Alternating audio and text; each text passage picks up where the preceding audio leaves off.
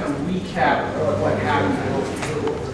So first of all, the meter you saw us using before. That is known as a K2 meter. What it actually is, it's a tool used by electricians.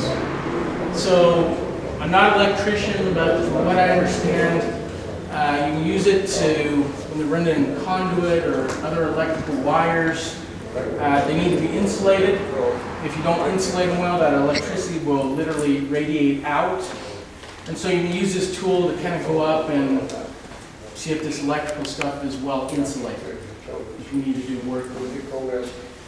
We as paranormal investigators have found that these entities or whatever we're coming in contact with seem to have an electrical charge.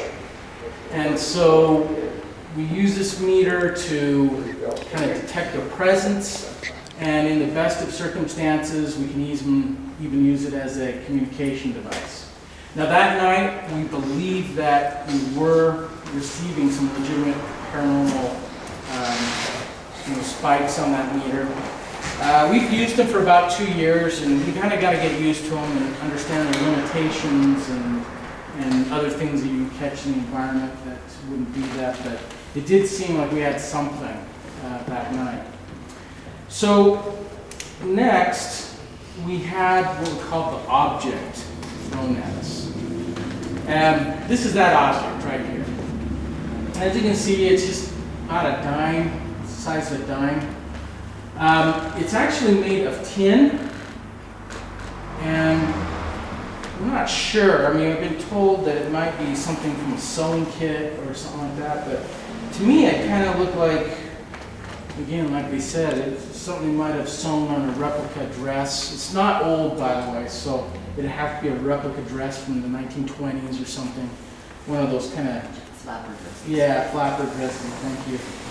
And here's the problem. We have an investigator standing right here. We have another investigator standing over there by the steps. And as you heard, this makes a good noise when it hits the floor, but it doesn't really bounce. So it's so light that when it hits this wood floor, it just doesn't go real far. It kind of just flops around where it lands. So once we got kind of experimenting that night, I'll point out the second light back here. That kind of becomes important because, like we've said, there are people that live here. And we were a little worried that someone might be pranking us. But first of all, there was nothing on our cameras on the audio. We could not hear any doors open or footsteps. So we went up here and we began to take this object and kind of just toss it down. We found this right next to that radiator. Now, like I mentioned, why is that second light so important? Because we had to get that far back before we actually had sufficient distance, trajectory, speed, all those good things to get this to actually bounce over this radiator. If we were before it, we throw it down, it was just the angle was too acute, and it hit this floor and it would never bounce. We could never get it to bounce up. So we really feel like it had been thrown from the second floor, and it had to have been somewhere around that second light.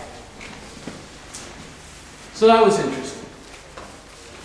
And then, of course, we had 2 investigators scratch that night, myself and Lisa.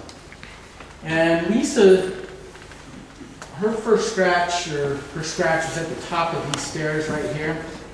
My first scratch, it was that big diagonal one across my back. It occurred up in this corner on the second floor, up at that closet up there. Now, interesting enough, the first scratches, Lisa and I, we were able to find them fairly easily because we found a burning sensation. It wasn't like we were in pain or it was painful, just kind of an irritation, a burning sensation. We found it.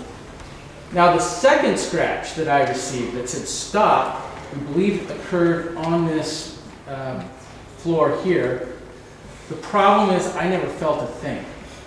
Didn't feel the burning sensation, didn't know it was there. And in the video, let me describe, kind of put it in context. In the video, what you saw was at the very end of the investigation, we had an investigator named Brett. I'll soon meet him. He had been working and he'd come in late. And of course, everyone was excited. They wanted him to see this scratch on my back. So that's when they come over here and they lift my shirt up. They did not know that we were going to find "stop" written in it. But that's what was happening in the video. Of course, we would not ever make this stuff up.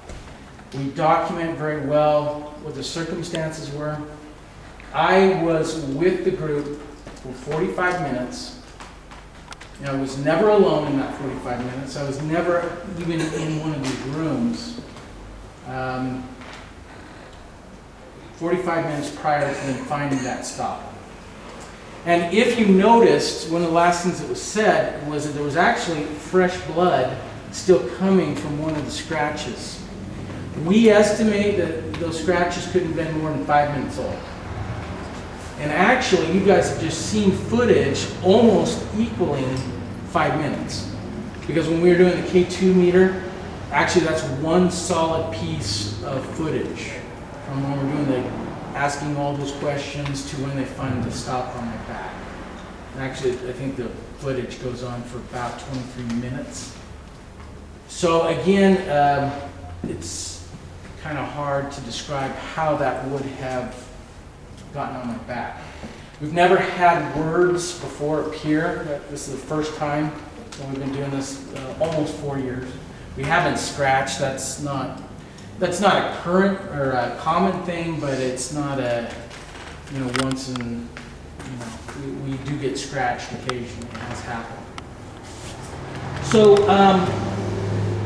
what we kind of felt once we kind of got together as a group, and again, this is just speculation, nothing official about this, but what we kind of felt as a group was that whatever is here is male. We feel that he's not trapped here, but that he's a very confused individual. And we also feel that he seems to think he belongs to this little community up here. Maybe that is why our experiences were so strong, was because we were outsiders. And we have some reasons we kind of discussed among the group, and there are some actual reasons for that. We just believe he didn't like us being here, and he wanted us to get out. But do the people that live here have experiences? We've talked to several that told us they have, but they're, again, not as strong as what we experienced. And they're very different in nature.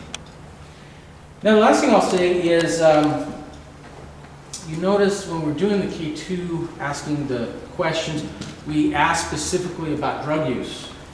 And we weren't trying to be insensitive, but we mentioned there's 2 reported deaths, documented deaths in this building. One of them was a drug overdose. And after talking to some of the residents, many of them kind of felt that it may be this individual. So that was our reason for that line of questioning that night. We had a great investigation. This is a great building. They have big plans for this building if they can get the right grants and may turn it into a bed and breakfast. I am very grateful to the owners for letting us in this year and letting you people in. What we're going to allow you to do is, if you want, we're going to allow you to walk upstairs and walk around for just a few minutes before Stephanie will take you on to your next location. We would ask you, though, to be very careful. If you go up there, you're going to see these railings are just not tall at all. So please don't, look over too hard. You might fall over. There has been actual people fall off of these railings and hurt themselves. So just be a little careful, and again, please don't open any doors. But again, thank you for coming to the Monarch Hotel, and we'll tell you here in a few minutes when you're ready to move on to your next